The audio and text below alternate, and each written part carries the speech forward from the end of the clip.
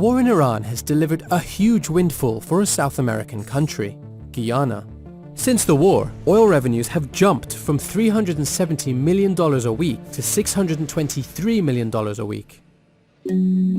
Guyana was once among the poorest countries in the world, but in 2015, 11 billion barrels of proven oil reserves were discovered off its coast. And just look at the impact it's had. Production started in 2019, and by 2025, oil had risen to become 3/4 of Guyana's GDP. GDP per person in Guyana is now higher than in neighboring countries, and the gap is widening. All this has been helped by the removal of Venezuela's dictator, Nicolás Maduro. For years, Venezuela has threatened to take over this large swathe of Guyana, covering vast rainforests and large oil and mineral deposits.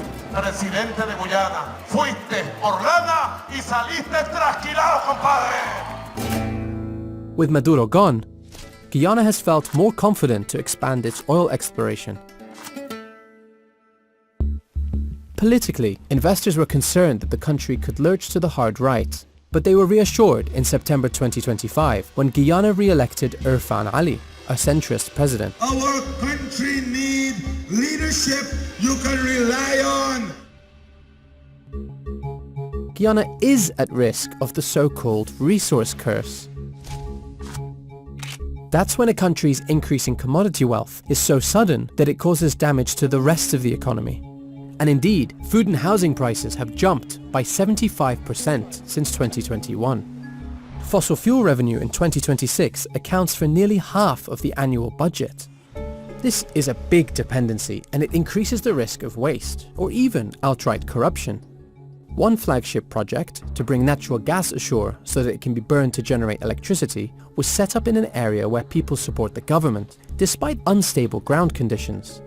It's years behind schedule, and 4 times over budget. For now though, Guyana's politicians do seem to understand the threat of the resource curse, and are trying to mitigate it. The government has spent eye-watering sums on roads, schools, and hospitals, but the IMF says the country has so far kept a rein on core inflation and the fiscal deficit. There have been calls for Guyana's sovereign wealth fund to save the Iran war windfall and to build it up like Norway and Qatar have done in the past. What we have to do is to use some of this wealth and revenue now to build the sectors that will give the people opportunity. To do that, it's going to have to resist strong temptations not to overdo public spending in the meantime.